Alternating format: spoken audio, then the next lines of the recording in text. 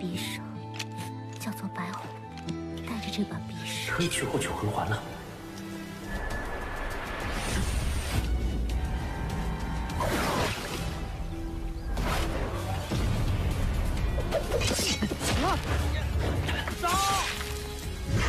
Halo, selamat datang di Aksa Movie. Semoga kalian dalam keadaan sehat dan selalu diberi kemudahan dalam urusannya. Kali ini saya akan merangkum film Donghua Souland 2, di mana film ini menceritakan zaman puluhan ribu tahun setelah Tangsan naik ke alam dewa. Seorang pemuda bernama Yu Hao bertekad meningkatkan kekuatannya demi menuntut keadilan untuk ibunya yang telah meninggal. Dalam perjalanannya Yu Hao bertemu dengan teman-teman yang merupakan keturunan dari sekte Tang. Untuk lebih lengkapnya, berikut rangkumannya. Awal film memperlihatkan Dewa Tangsan dan Dewa Xiaowu yang saat ini tinggal di alam dewa. Selama 20 tahun berada di alam dewa, mereka telah memiliki seorang anak perempuan bernama Tang Wutong. Meski saat ini Tangsan telah hidup bahagia bersama istrinya, tapi seringkali Tangsan masih terlihat murung lantaran dunia Doulo tempat tinggalnya dulu akan segera memasuki era baru. Sebagai seorang istri, Xiaowu sangat mengerti apa yang Tangsan rasakan. Kemurungan Tangsan ini disebabkan banyaknya masalah di benua Doulo.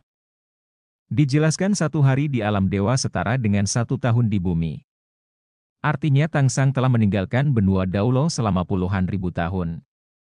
Selama kepergiannya ini benua Doulo mengalami perubahan, bahkan sekte Tang yang dia dirikan mengalami penurunan yang sangat drastis. Meski pada awalnya Tangsan ingin tinggal di benua Doulo untuk sementara waktu. Tapi karena ada perselisihan antara dewa kebaikan dan dewa kejahatan, Tangsan terpaksa kembali ke alam dewa untuk mengendalikan situasi. Sehingga membuatnya tidak bisa mengatur dunia manusia dan hanya bisa menyaksikan perubahan benua Doulo selama ribuan tahun.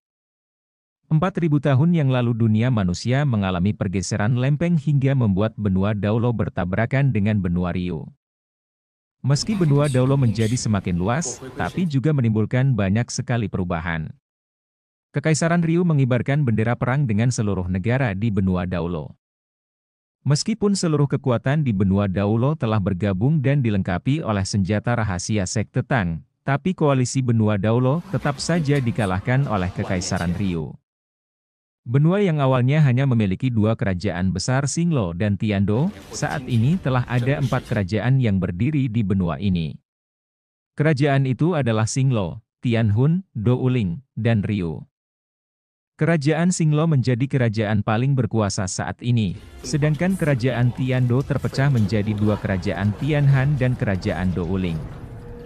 Dengan adanya 4 kerajaan besar di benua, jelas intensitas perang semakin besar dan tidak pernah ada habisnya. Inilah yang menjadi alasan sekte Tang mengalami penurunan drastis.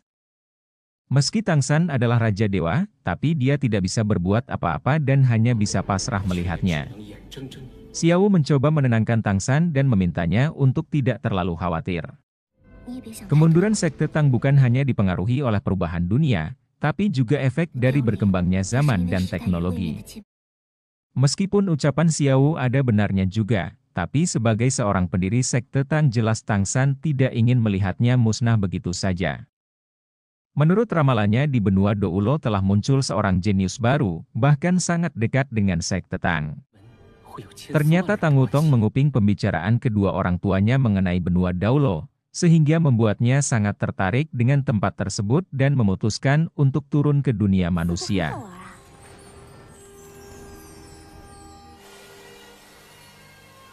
Di tempat lain di alam manusia, ada seorang bocah terlihat sangat murung di depan istana Adipati.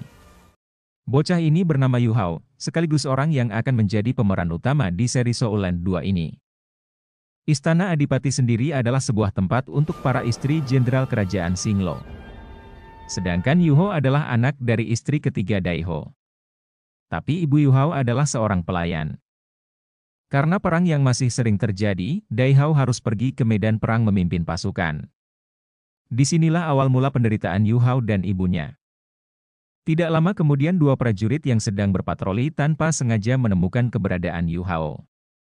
Awalnya mereka ingin menyerangnya karena telah memasuki istana Adipati. Tapi setelah melihat pisau harimau putih di pinggangnya, Salah satu prajurit sadar jika Yu Hao adalah tuan muda Dai. Ucapan penjaga ini memancing kemarahan Yu Hao. Karena istana Adipati adalah tempat yang telah membuat hidupnya menderita. Dia bilang marganya bukan Dai, melainkan Huo. Dan dia ingin meninggalkan tempat kotor ini. Bahkan dia menganggap ayahnya sendiri sebagai lelaki brengsek yang telah membuat ibunya menderita. Yu Hao kemudian menyerang kedua penjaga tersebut dengan menggunakan kekuatan matanya.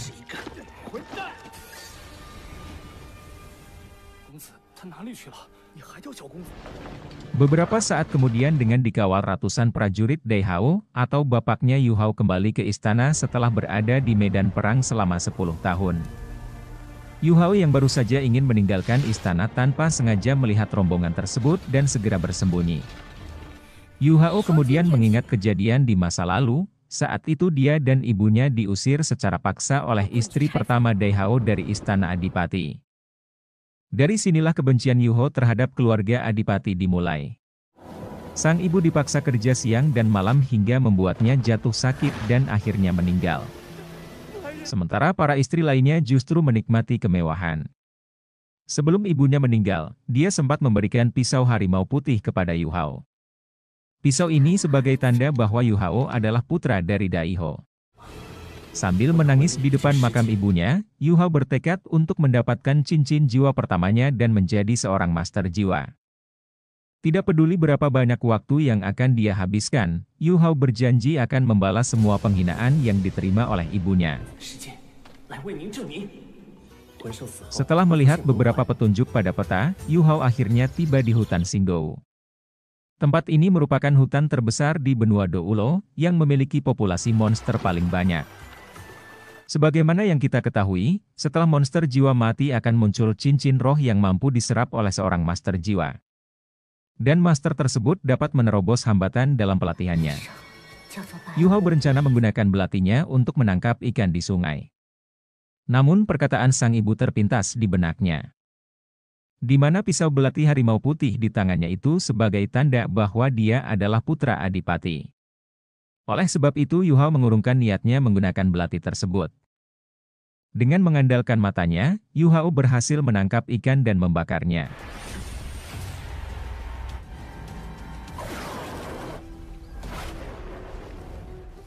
Karena mencium aroma ikan bakar yang sangat lezat, tiba-tiba seorang wanita muncul di hadapan Yu Hao. Yang jelas tentu saja membuat Yu Hao terkejut bukan main, dan tidak menyangka kalau ada wanita cantik di hutan ini. Pada awalnya wanita tersebut berniat untuk membelinya dengan koin emas. Namun Yu Hao dengan sukarela memberikan ikan bakarnya kepada wanita ini. Lalu seorang pria juga muncul di sana sambil menasehati kelakuan wanita itu yang mengambil ikan milik Yu Hao. Diketahui jika wanita ini bernama Tangya. Singkatnya melihat persediaan stok ikan yang dia tangkap masih banyak, Yu Hao lalu memberikan ikan bakarnya kepada pria tersebut. Pria ini memperkenalkan namanya adalah Bei Bei, sedangkan wanita di sampingnya adalah Tangya. Ketika Yu Hao akan memperkenalkan diri, tiba-tiba Tangya teriak kegirangan. Di mana dia belum pernah memakan ikan bakar seenak buatan Yu Hao. Dikarenakan Yu Hao masih memiliki urusan penting, dia segera mengucapkan salam perpisahan kepada Tangya dan Bei Bei. Bei Bei lalu menanyakan kemana Yu Hao akan pergi, karena selain hutan ini sangat kecil dan dipenuhi oleh monster jiwa, dia khawatir jika Yu Hao akan menghadapi bahaya. Tapi Yu Hao menegaskan jika dia akan baik-baik saja. Melihat kepergiannya menuju ke pedalaman hutan, jelas semakin membuat Bei Bei beranggapan jika Yu Hao akan pergi berburu cincin jiwa.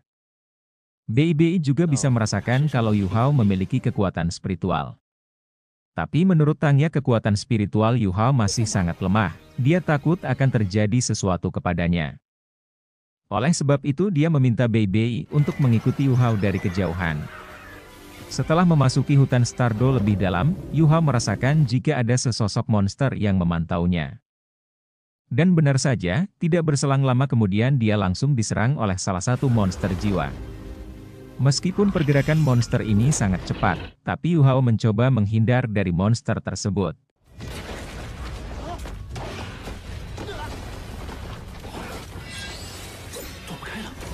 Dalam posisi terdesak, Yu Hao mencoba untuk memberikan perlawanan dengan menempatkan pisau belati ke arah monster. Namun hal itu justru membuat monster ini semakin marah. Dia bahkan menyerang Yu Hao semakin membabi buta. Ketika Yu Hao mulai kehabisan tenaga untuk menghadapi monster, tanpa terduga Yu Hao mengaktifkan teknik mata rohnya. Selain mampu menghentikan pergerakan sang monster, Yu Hao juga berhasil membunuhnya.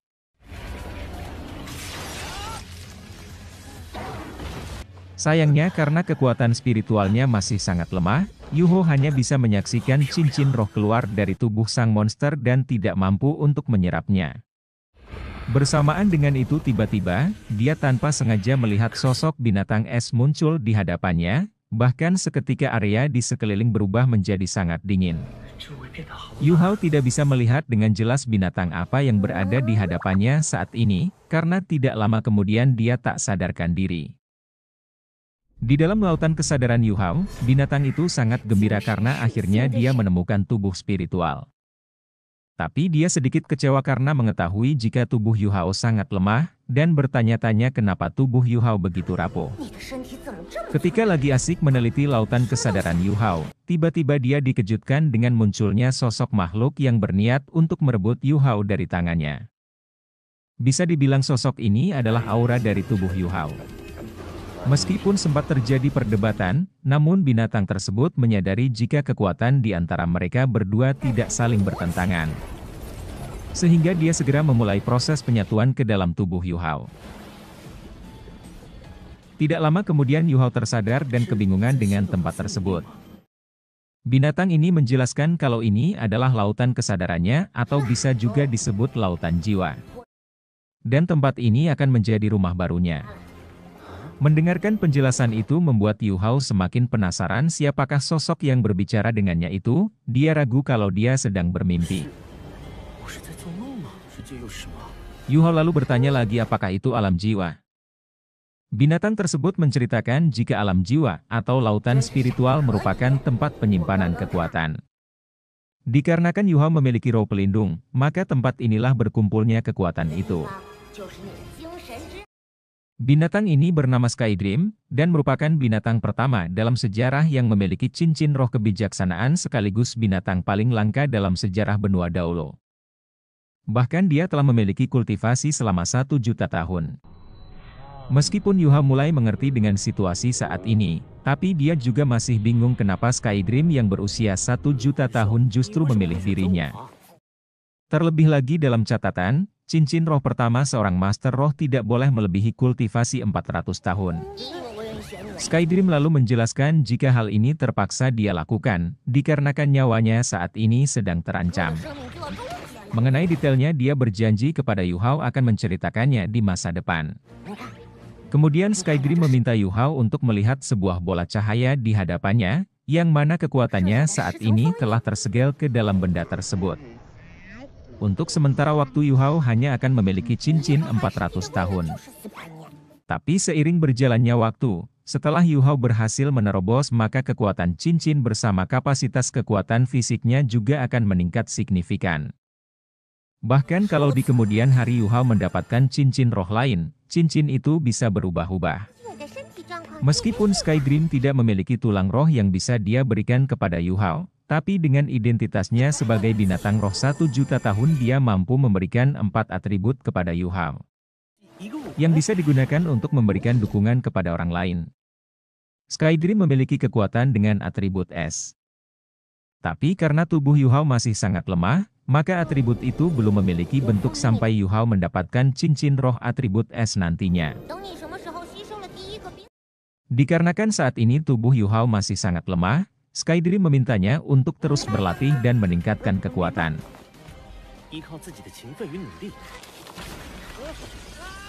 Sementara itu Tangya terlihat khawatir dengan kondisi Yu Hao yang tak kunjung sadar. Bei lalu mencoba untuk memeriksa aliran nadi di tubuh Yu Hao. Setelah mengeceknya, Bei menyimpulkan jika aliran darah dan kekuatan roh Yu Hao masih sangat normal. Bahkan tanpa terduga, kekuatan jiwa Yu Hao semakin bertambah kuat. Bei beranggapan kalau Yu Hao baru saja menerobos ke tingkat master jiwa. Yang artinya saat ini Yu Hao masih membutuhkan beberapa waktu untuk kembali pulih. Tidak lama kemudian Yu Hao akhirnya tersadar, di mana dia beranggapan kemunculan Bei Bei bersama Tang Ya hanyalah mimpi. 再不行，我可就保护不了你了。 Namun Tang Ya mengatakan jika hal ini memanglah kenyataan. Dia juga mengatakan selama Yu Hao tak sadarkan diri, mereka telah melindunginya dari serangan monster. Tidak lama kemudian tiba-tiba mereka diserang oleh seekor monster ular berusia 1000 tahun. Bei Bei pun langsung bergerak ingin mendapatkan cincin roh monster tersebut untuk dia berikan kepada Tang Ya. Yu Hao dibuat terkejut melihat 3 cincin roh, yang merupakan cincin roh tingkat tinggi yang dimiliki oleh Bei Bei. Meskipun Bei Bei lebih tua 5 tahun darinya, tapi tetap saja membuat Yu Hao kagum ketika tahu jika Bei Bei sudah menjadi Master Roh tingkat 30. 是千年级别的 Melihat kemunculan monster ular berusia 1000 tahun, jelas membuat Tang Ya sangat menginginkannya untuk dijadikan cincin ketiganya. Karena takut akan ada binatang lain mendekat, Bei Bei meminta Tang Ya untuk melindungi Yu Hao. Di awal pertarungan meski Bei Bei telah menggunakan teknik jiwa pertamanya untuk menargetkan ular, tapi binatang roh dengan kultivasi ribuan tahun tidaklah mudah untuk ditaklukkan. Tanpa diduga monster itu justru menjadikan Yu Hao sebagai target serangannya. Untung saja Tang Ya dengan sangat baik bisa melindungi Yu Hao dari amukan sang monster. 是强攻性召回师，武魂是蓝天。 Tang Ya menjelaskan, meski Bei Bei adalah seorang master roh tipe penyerang dan memiliki roh pelindung naga petir biru, tapi untuk menghadapi monster ular ini masih membuat Bei Bei kesulitan. Melihat kedua orang ini bertarung sambil melindunginya membuat Yu Hao merasa sangat terharu. Karena selain ibunya, tidak ada seorang pun yang bersedia berjuang demi melindungi dirinya. Sehingga Yu Hao pun lalu berniat untuk membantu Bei Bei. Skygreen memberitahu Yu Hao bahwa 2 dari 4 atributnya bisa digunakan untuk membantu Bei Bei bertarung. Dan tanpa buang waktu lagi, dengan cepat Yu Hao menggunakan 2 teknik tersebut secara bersamaan.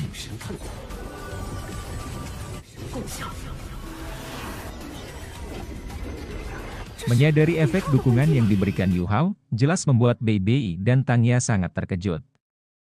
Selain semua yang mereka lihat seolah-olah menjadi lambat, informasi semua benda dalam radius 30 meter juga terlihat dengan sangat jelas. Bei Bei beranggapan dengan kemampuan dukungan seperti ini, melawan monster ular 1000 tahun ini akan menjadi jauh lebih mudah. Dia lalu kemudian menggunakan kemampuan jiwa ketiganya untuk menyudahi pertarungan.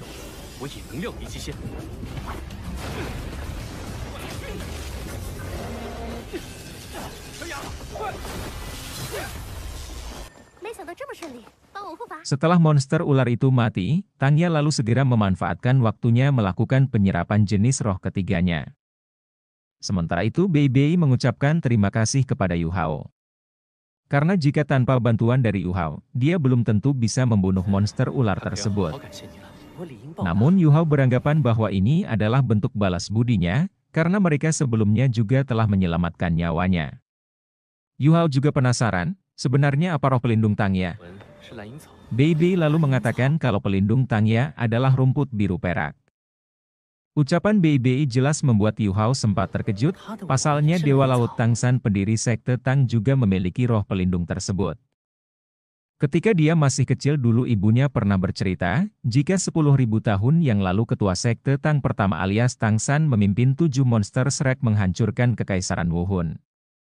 Sehingga mengubah semua pola dan aturan di benua Doulo dan membawa benua dalam kedamaian.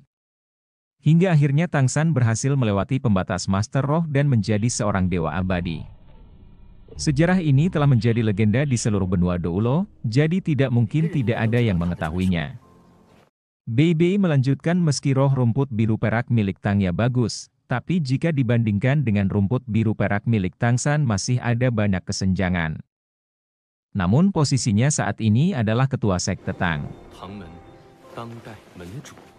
Tiba-tiba Yu Hao merasakan sedikit pusing, hal itu mungkin disebabkan karena kekuatan roh Yu Hao masih belum stabil. Jadi oleh sebab itu Bei Bei menyuruh Yu Hao untuk beristirahat, selagi Bei Bei membantunya untuk memulihkan kekuatan.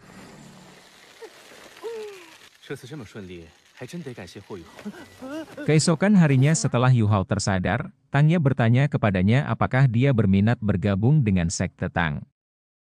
Jika Yu Hao bersedia, maka Tangya akan memberikan gulungan teknik misterius kepadanya.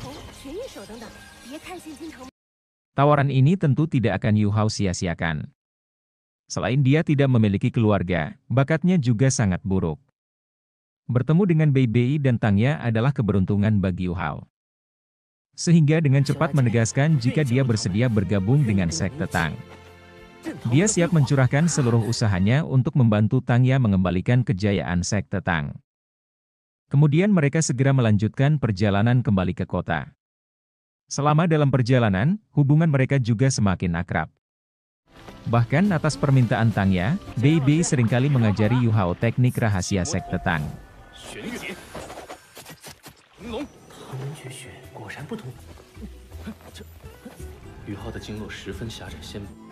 Singkat cerita mereka akhirnya tiba di perbatasan kota tempat Akademi Shrek berada. Akademi nomor 1 di dunia Doulo. Perjalanan panjang membuat Yu Hao kelelahan mengikuti kecepatan Tangya dan Bei Bei. Tapi rasa lelah itu langsung digantikan dengan kebahagiaan karena telah tiba di gerbang utama kota Shrek. Akademi terbaik di dunia, tempat kelahiran master jiwa yang sesungguhnya. Hanya elit dari para elit saja yang bisa memasuki Akademi Shrek. Sebagai kota terbesar di benua Doulo, saat ini kota Shrek jelas sangat ramai. Bahkan menjadi pusat pelabuhan perdagangan 3 kerajaan besar. Jumlah manusia yang lalu lalang di kota ini tak terhitung jumlahnya sepanjang hari. Tangya memberikan kejutan kepada Yu Hao, di mana dia memberikan kuota memasuki Akademi Shrek tanpa harus menjalani proses seleksi. Tapi bukannya senang, Yu Hao justru terlihat bingung. Sebenarnya apa maksud dari ucapan ketua sekte Tang? Tangya lantas menjelaskan, jika leluhur sekte Tang alias Tang San juga merupakan lulusan dari Akademi Shrek. Sejak sekte Tang didirikan, hampir setiap lulusan akademi bergabung dengan sekte Tang. Hubungan baik antara kedua belah pihak bertahan sampai saat ini. Sehingga meskipun sekte Tang saat ini telah menurun sangat drastis, tapi akademi masih memberikan sekte Tang 1 kuota memasuki akademi tanpa seleksi setiap tahunnya. Tapi meskipun begitu dia tidak bisa bersantai, pasalnya akademi akan mengadakan penilaian siswa baru setiap 3 bulan. Jika gagal maka pasti akan langsung dikeluarkan. Kemudian sebagai hadiah bergabung dengan sekte, Tangya memberikan Yu Hao alat penyimpanan sabuk 24 jembatan bulan. Kemudian mereka memasuki kota Shrek. Selain sangat ramai, teknologi di dalam kota Shrek sangat canggih. Pemandangan megah seperti ini jelas membuat Yu Hao sangat terkejut, karena dia belum pernah melihatnya selama berada di Istana Adipati. Sementara Tangya justru terlihat sangat kesal dengan apa yang saat ini dia lihat, sehingga membuat Yu Hao juga heran dengan sikapnya itu. Bei Bei mengatakan pencapaian Akademi Shrek saat ini berasal dari 4.000 tahun yang lalu. Ketika benua Ryu bertabrakan dengan benua Doulo, saat itu Kekaisaran Ryu langsung mengibarkan bendera perang. 3 kerajaan besar di benua Doulo yang dilengkapi dengan senjata tersembunyi sekte Tang, harus kalah di awal perang oleh alat pemandu roh milik Kekaisaran Ryu. Tangya terlihat semakin kesal, dia beranggapan hal itu bukan berarti senjata tersembunyi sekte Tang lebih lemah dari alat pemandu roh. Pasalnya beberapa senjata sekte Tang bahkan mampu mengancam para dewa, yang belum tentu mampu dilakukan oleh alat pemandu roh. Meskipun ucapan Tangya bukan omong kosong, tapi menurut sejarah hanya leluhur Tang San dan Dewa Loubo saja yang pernah membuatnya. Sementara senjata tersembunyi biasa tidak akan mampu bersaing dengan alat pemandu roh, sehingga membuat koalisi benua Doulo dalam keadaan krisis. Pada saat itu mantan dekan Akademi Shrek berhasil mengumpulkan 60 Doulo dan memimpin pasukan 3 kerajaan sehingga mampu memenangkan perang. Dan sejak saat itulah Akademi Shrek bukan lagi milik negara manapun, mereka menjadi kota mandiri. Tapi karena kemenangan perang itu jugalah yang membuat sekte Tang mengalami penurunan. Pasalnya efektivitas senjata tersembunyi mereka mulai dipertanyakan. Yu Hao lalu bertanya jika memang alat pemandu roh sangat kuat, kenapa dia tidak pernah melihatnya di wilayah kerajaan Xingdou. Bei Bei kembali menjelaskan jika banyak master jiwa yang menolak memakainya. Mereka beranggapan kekuatan dari alat roh itu bukan berasal dari diri sendiri. Pada dasarnya selain menghasilkan kekuatan, alat pemandu roh juga memiliki efek pemberontakan pada sistem master jiwa. Umumnya seorang master jiwa akan menggunakan energi untuk menghasilkan kekuatan sesuai dengan atribut mereka. Tapi alat roh mampu menciptakan kekuatan sesuai dengan alat yang digunakan menjadi beberapa elemen.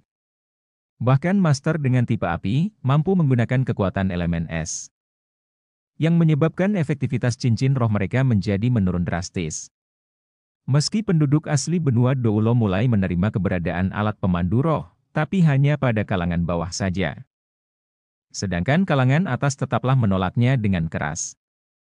Kalangan bawah menerima hal ini juga karena faktor kekuatan roh mereka yang lemah, dan alat pemandu roh dipercaya mampu memperbaiki itu semua. Tidak lama kemudian mereka akhirnya tiba di gerbang akademi. Di tempat ini Bei disambut baik oleh salah satu murid penjaga gerbang. Setelah Bei menjelaskan bahwa Yu Hao adalah murid penerima kuota pengecualian dari sekte Tang, orang ini langsung membawanya memasuki akademi. Baru saja memasuki akademi Yu Hao dibuat terpana dengan patung tinggi berjejer rapi di sepanjang jalan. Bei menjelaskan 3 orang paling belakang adalah pendiri akademi Shrek. Orang berkacamata adalah dekan pertama bernama Fender. Wanita di sampingnya adalah Liu Erlong, sedangkan pria paling belakang adalah Xiaogang, leluhur dari sekte naga petir biru, sekaligus suami dari Liu Erlong. Mereka bertiga juga dikenal sebagai segitiga besi emas. Sedangkan orang di tengah adalah leluhur sekte Tang alias Tang San, sang dewa Asura dan dewa laut. Wanita ini bernama Ning Rongrong, dijuluki Dewa 9 Warna tipe pendukung terkuat. Selanjutnya adalah Jusu King, dewa kecepatan. Wanita terakhir adalah istri Tang San bernama Xiao. Dia juga merupakan bagian dari dewa Asura. Lelaki kedua adalah Oscar dewa makanan, suami Ning Rongrong. Sedangkan ini adalah Ma Hongjun dewa peonis. Sedangkan pria paling depan adalah Dai Mubai, dewa perang sekaligus suami Jusu King. Yu Hao awalnya sedikit bangga mengetahui jika dia adalah leluhurnya. Tapi setelah mengingat penderitaannya di Istana Adipati, Yu Hao pun seketika kesal. Bei melanjutkan mulai dari persimpangan, Akademi Shrek dibagi menjadi 2. Sebelah kanan adalah divisi pemandu jiwa, sedangkan sebelah kiri divisi aula bela diri. Akademi Shrek juga dibagi menjadi 2 bagian, yaitu halaman luar dan halaman dalam. Dikatakan setelah lulus menjadi murid luar selama 6 tahun, barulah bisa memasuki halaman dalam. Sementara di hadapan mereka saat ini adalah Pulau Dewa Laut dan Pohon Emas yang memiliki kebanggaan tersendiri bagi para murid. Oleh sebab itu Bei meminta Yu Hao untuk berlatih lebih giat lagi, supaya dia bisa menjadi murid Akademi Shrek yang sesungguhnya.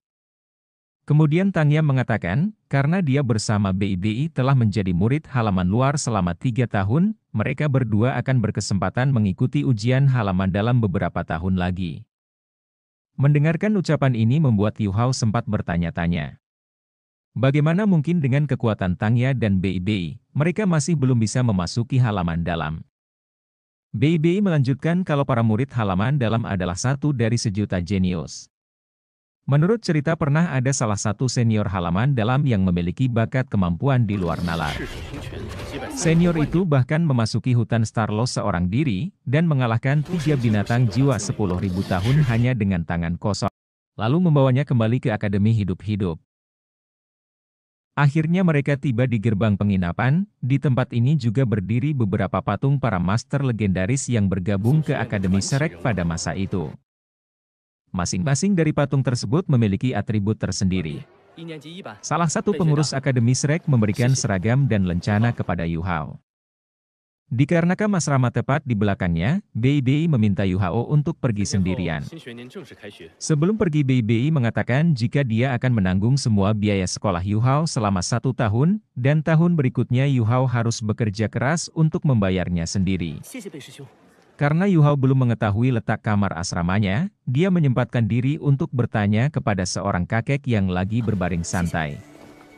Setelah kakek itu memberitahu letak kamarnya, Yu Hao pun mengucapkan terima kasih dan lalu pergi dari sana. Sang kakek pun terkesan dengan sopan santun yang dimiliki oleh Yu Hao.